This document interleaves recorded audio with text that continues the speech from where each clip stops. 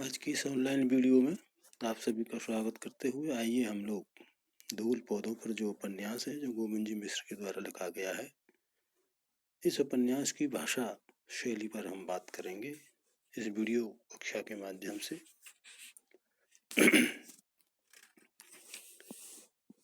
देखिए, इस धूल पौधों पर जो उपन्यास है, इसके अंतर्गत उपन्यासकार गोविंद मिश्र ने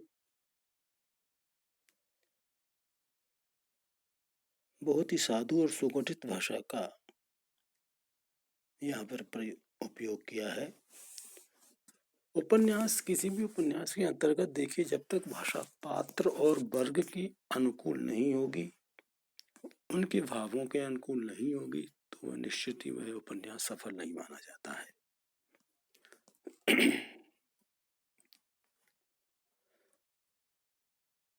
इस उपन्यास के अंतर्गत भाषा पात्र अनुकूलता और भावों की अनुकूलता की अभिव्यक्ति को स्पष्ट प्रदान करता है। उपन्यासकार ने इसमें विविध विधाओं पर अपनी लेखनी चलाई है और साहित्य सृजन के अपने लंबे अनुभव के आधार पर कथानक के कलेवर को तैयार किया है। उपन्यास की भाषा में विविधता है।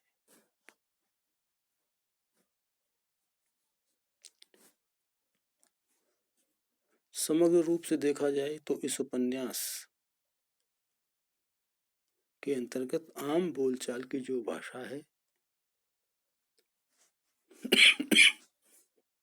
जो व्यावहारिक भाषा होती है, खड़ी बोली के अंतर्गत, खड़ी शब्दावली के अंतर्गत, उसको यहाँ प्रयोग किया है। लेखक ने शब्दों को से प्रयास गढ़ने की कोशिश नहीं की, क्योंकि जब हम लोग या रचनाकार शब्दों को गढ़ने का प्रयास करता है तो वहां पर जो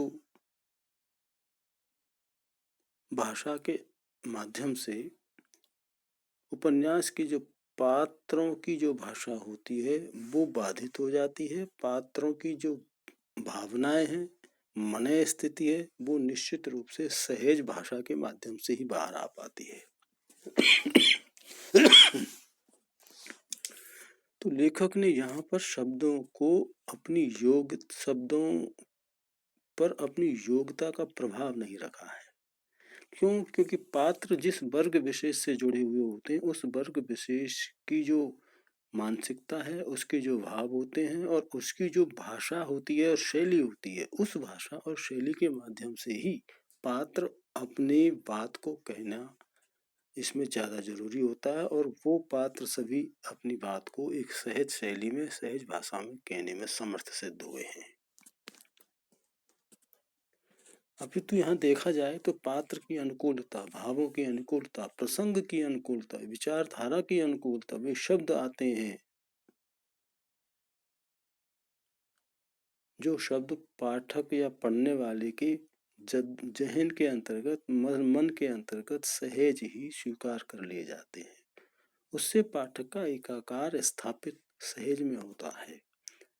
इसी अर्थों में उपन्यास की सफलता मानी जाती है। तो ऐसे ही शब्द आते हैं सहजता के साथ, जो मोतियों की तरह विचारों के धागे में पिरोए जाते हैं। उपन्यास की भाषा में संस्कृतनिष्ठ शब्दावली का जो प्रयोग है, वो भाषा तत्व को गंभीरता प्रदान करता है। अगर जानबूझ करके शब्दों को गढ़ा जाता है और उसमें सहजता के बजाय संस्कृत निष्ठता उसमें अगर डाली जाएगी उपन्यासकार के जरिए, और कथा का जो प्रसंग है वह अगर निम्न वर्ग से जुड़ा हुआ है, तो निश्चित रूप से वो उपन्यास पाठक को रोचक नहीं बना सकता, पाठक की रुचि को जागृत नहीं कर सकता। क्योंकि निम्न वर्ग की जो भाषा शैली है वो अलग होती है, मध्य वर्ग की भाषा शैली अलग होगी, और हाई सोसाइटी के जो वर्ग है उसके जो पात्र होते हैं जीवन से जुड़े हुए, उनकी भाषा का एक अलग ही रूप होता है। इसी प्रकार से शिक्षित और अशिक्षित पात्र होते हैं, उनकी भाषा में भी अंतर होता है। तो पात्रानुकूलता भाषा का प्रयोग करने में बहुत ही सावधानी रखी है मिश्र जी ने इस उपन्यास के अंतर्गत, और विभिन्न प्रकार के शब्दों को माध्यम से उन्होंने इस उपन्यास को एक सहज शैली का रूप प्रदान किया है। शब्दों की दृष्टि से देखें तो इसमें तत्सम शब्दावली भी है, विदेशी जो भाषाएं हैं, उर्दू, फारसी, आंग्ल भाषा है, वो सब शब्द इसमें देखने को मिलते हैं। यहाँ तक कि जो क्षेत्रीय भाषाएं हैं उनका भी प्रयोग यथावत देखने को मिल जाता है। मुहावरे और लोकोक्तियां जो होती हैं, इनके माध्यम से उपन्यास के अंतर्गत जब संवाद आते हैं, भाषा का प्रयोग जो होता है, तो वो उस कथा को रोचक बनाने में बहुत सहायता प्रदान करते हैं। तत्सम शब्दावली के रूप में अगर बात करें तो देखिए, उपन्यास में अर्जित है, कलुषित, सत्व है, संभ्रांत, संस्कारित, समृद्ध, ऐसी ख्याति, पर्याय, आत्म, मुग्धता, प्रमुदित, अर्चना, आचरण, कुचेष्टाएं, चातुर्य, लक्ष्य, ऐसे संस्कृत में शब्द, तत्सम शब्द भरे पड़े हैं, इसमें खूब प्रयोग हुआ है।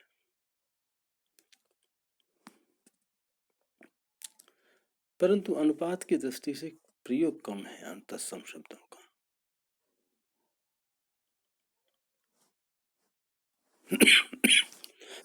उर्दू फारसी के जो शब्द हैं वो इज्जत है, जायदाद है, किस्म किस्म, सिर्फ, कशिश, नुक्सा, बंदोबस्त, इत्मीनान, अंदाज, अफसोस, मैसर, दरमियान, तकलीफ, गफलत, तनख्वाह, खुराफात, बेस्तर। देखिए, उर्दू फारसी के शब्द हमारी हिंदी भाषा में मिलजुल करके ही यहाँ पर उनकी भाषा का जो है, उस हिंदी भाषा को हम लोग उपयोग में लेते हैं।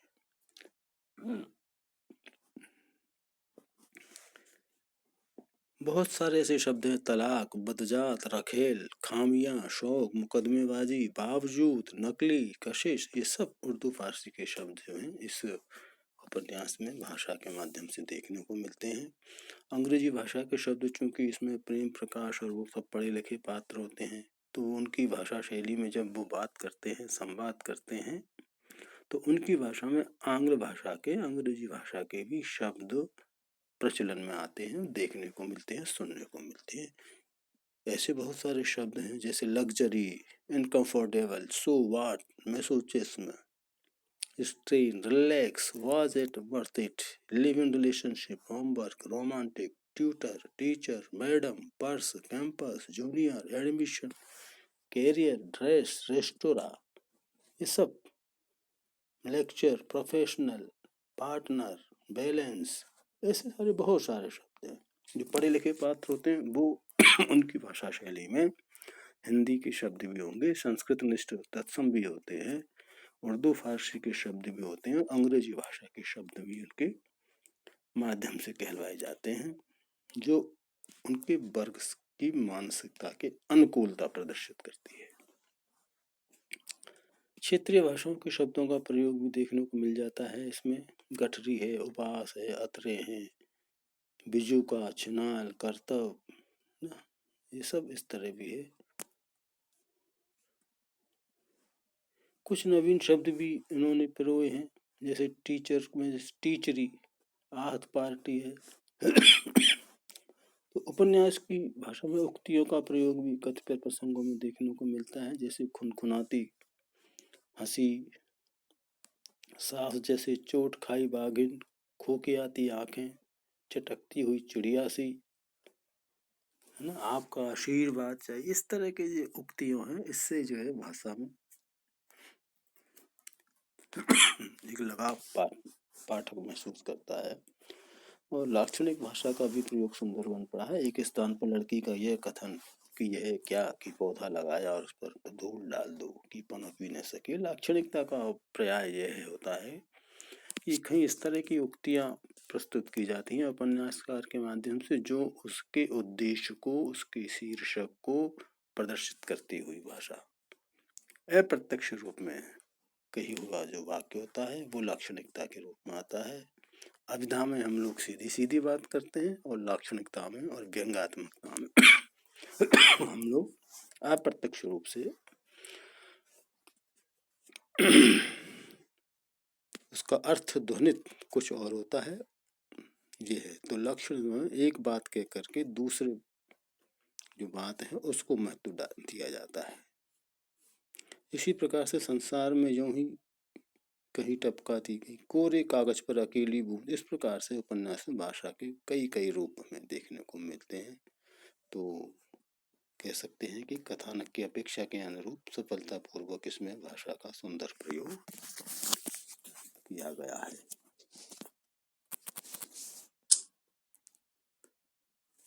आज की इस वीडियो में मैं इतना ही। आगे की और अन्य कक्षाओं के माध्यम से फिर हम विस्तार से और चर्चा करेंगे। तब तक के लिए नमस्कार।